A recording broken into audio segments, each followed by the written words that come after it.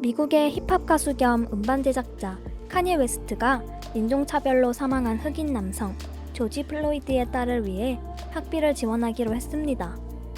카니에 웨스트는 이날 시카고에서 열린 조지 플로이드 사망 관련 항의 시위 현장에 참가했습니다. 그리고 그는 조지 플로이드의 6살 배기 딸 지아나 앞으로 대학 학자금 저축 계좌인 529 플랜을 개설하고 아르베리와 테일러의 가족을 위한 법적 비용을 부담했습니다.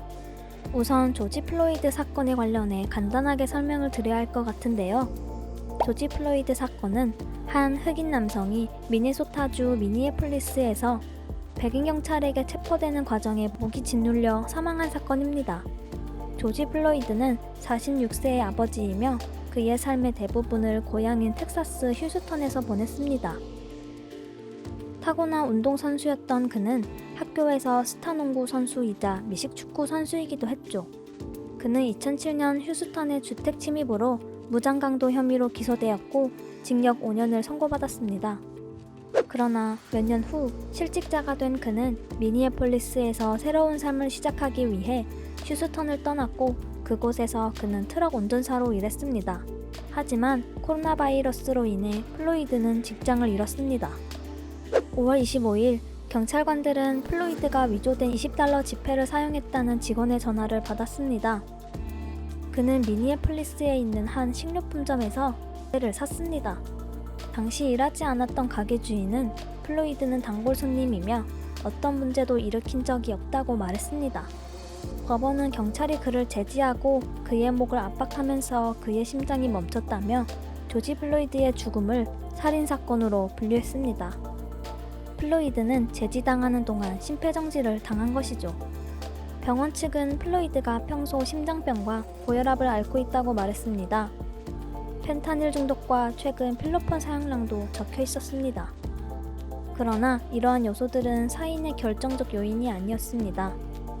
법의학 병리학자에 의한 보검 결과 이 압착으로 플로이드의 뇌에 피가 잘렸고 다른 경찰관들의 무릎이 등에 눌려 숨을 쉴 수 없게 되었다고 전문가는 덧붙였습니다.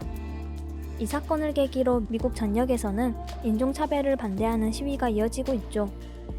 특히 조지 플로이드의 가족이 기자회견에서 밝힌 심경은 많은 사람을 눈물 짓게 했습니다.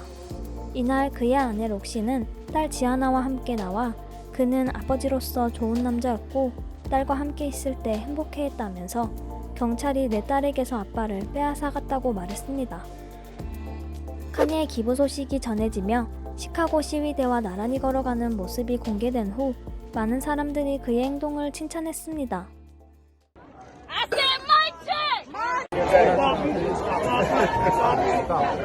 Hey, cover the young people, y'all. Cover the young people. Cover the young people.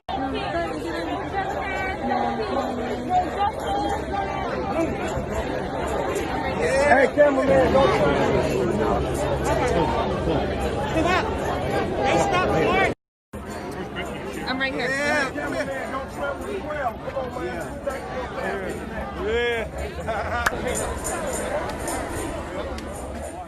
한편 카니가 인종차별로 피해를 본 흑인을 지원한 사례는 이번이 처음은 아닙니다. 그는 자신의 고향인 시카고에서 흑인 소유의 다양한 사업에 기부해온 것으로 알려졌습니다. 그는 지난 2월 조깅 도중 강도 용의자로 물려 살해된 흑인 남성 아머드 아버리와 경찰이 쏜 총에 맞아 사망한 흑인 여성 브리오나 테일러를 위해 싸우고 있는 가족을 지원하는 등 지금까지 $200만, 약 25억 원이 넘는 돈을 기부했으며 코로나19와 시위 속에 어려움을 겪고 있는 시카고 소재 흑인 소유 기업들 역시 지원했습니다. 그는 조지 플로이드 살해 사건 이후 인스타그램에 블랙아웃 튜스데이, 침묵의 화요일이라는 해시태그를 달고 검은 화면 이미지를 게시했습니다. 이는 세계 유명 음반사들이 미국 흑인 사망 사건에 항의해 이날 하루 동안 모든 음반 작업을 중단하겠다는 의미의 캠페인입니다. 카니의 아내로 유명한 미국의 셀럽이자 모델인 킴 카다시안 역시 미국의 흑인 인권단체들인 전미 유색인지위 향상협회, 그리고 전국 도시연맹, 컬러 오브 체인지를 통해 기부한 것으로 알려졌습니다.